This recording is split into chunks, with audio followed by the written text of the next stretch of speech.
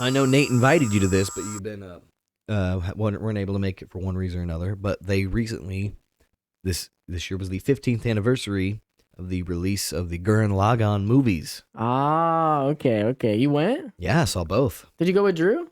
No, did Drew go? Drew was wanting to see it. He wrote me too. He was like, "Hey man, Gurren Lagann's in theaters. Like, you want to see it?" And I was like, "I already told Nate no. I can't tell you yes." And I'm like, "And no, I need to save money right now, honestly."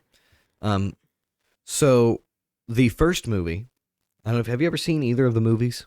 I don't think so. Oh man, they're a treat, dude. Really? They are a treat.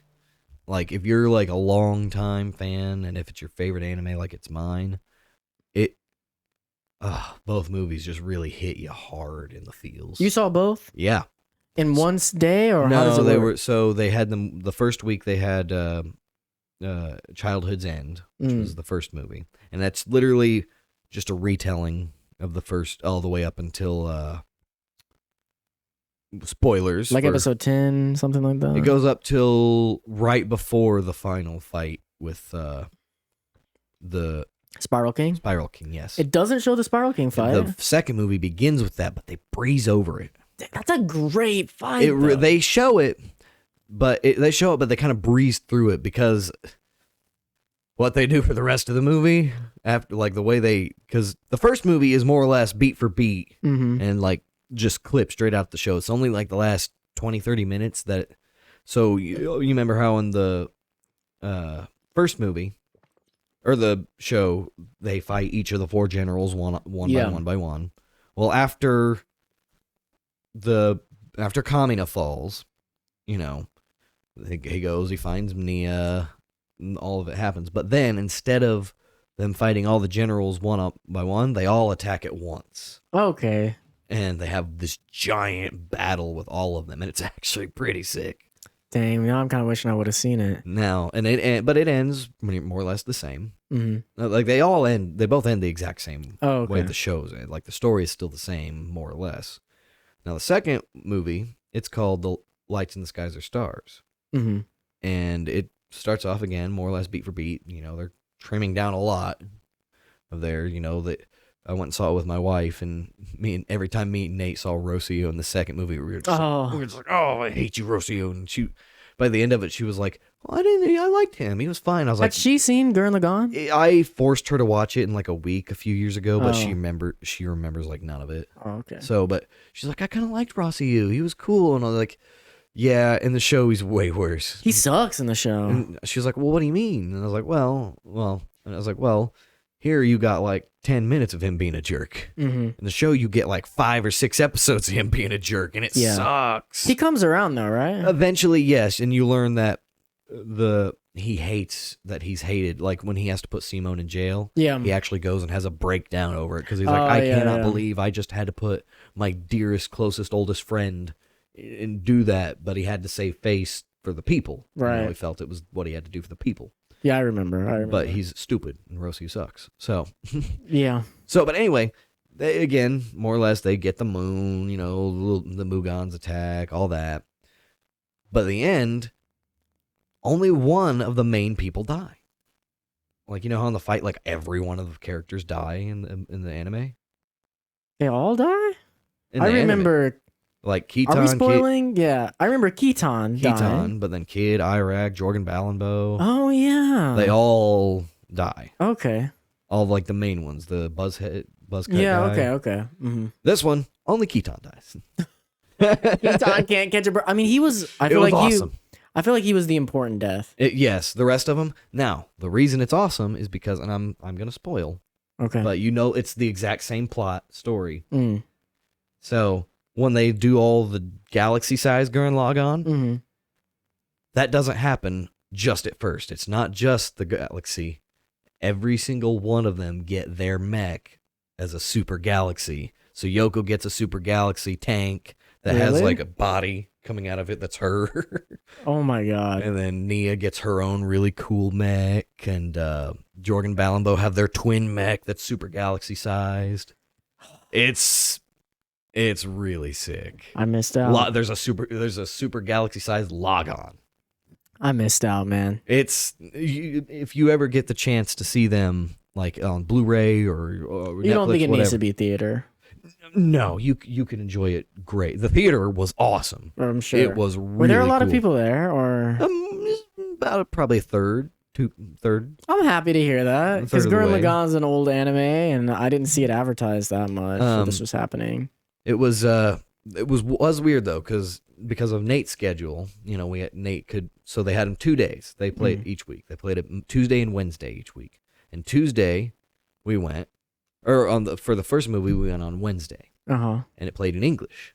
And I was like, sweet, yes. I like the English. I love the English. Like, yes, so we're going to see the English version. I thought it'd be the Japanese, because the intros, they have a whole intro with the directors and the voice actor of Kamina. He comes out and he's like, who the hell do you think I am? In Japanese. Yeah, and he's wearing a cape and he's got his hair parted like Kamina. It's pretty cool. But lost my point. Where was I saying?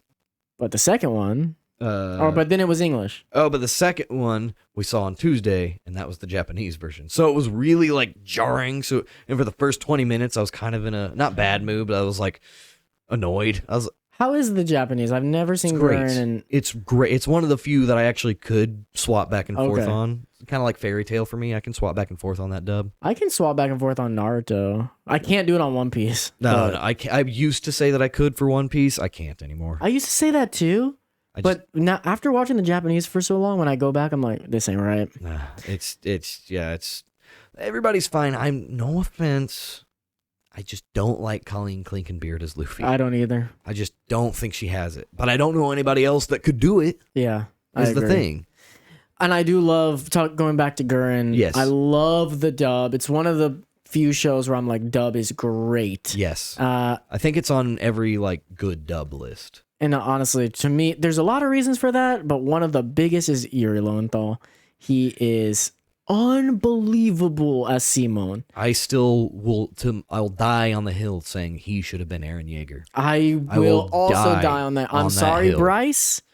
I'm sorry. I think you did great eventually. I didn't like it at first, but I think you got there. I think my biggest issue is that you weren't Yuri Lowenthal. Oh my gosh. It. If Yuri Lowenthal would have been Eren Yeager, again, not to discount Bryce, I just want to give my opinion. It would have been, I'm telling that probably would have been like one of the best dubs you could ever hear. If you're watching this right now and you're like, no, because you watched the dub of Attack on Titan, but you've never seen Yuri Lowenthal play Simon and Gurren Lagann, maybe you just watched Gurren in Japanese, or I don't know what happened, you've got to see him. By the end of that, you'll be convinced. Yeah. When he says, my drill is the drill that creates the heavens. Mm-hmm. Oh. He's incredible. It's chills every time. He's one of the only English voice actors that I've seen. And I'm sure there's more, but he's one of the only ones that stays in my brain, lives rent-free in my head. Yes. As like on par with the Japanese voice actors in anime. For me, I actually will say, it's Kamina. He's great as well. For me, because I feel Kyle. like Kyle Bear. Yeah. I think that's how you pronounce it. I always said pronounced Herbert. but I think it's pronounced Bear. I think it says Hebert in cons. Either way, Kyle, whatever. Kyle, who Adult Gohan. Yeah, he's Adult Gohan. Also a very good performance that he does. He's really good. But to me, he does, for Kamina, he does more or less the Great Saiyaman voice. He does. Which, to me, that fits that character so perfectly. Mm-hmm. When they're talking about its badass leader, they're talking about the mighty Kamina. It does. It fits really well. That fits so perfectly. Now, the Japanese voice actor is very good as well, but it's his voice. I have the same issue with the Japanese Kitan. Their voice is very light. This happens a lot in Japanese. It happens, and that's a me problem. I'm not saying anything against, because Kitan's voice acting when he does the King Kitan's Giga Drill, amazing. In Japanese, I was even like, oh.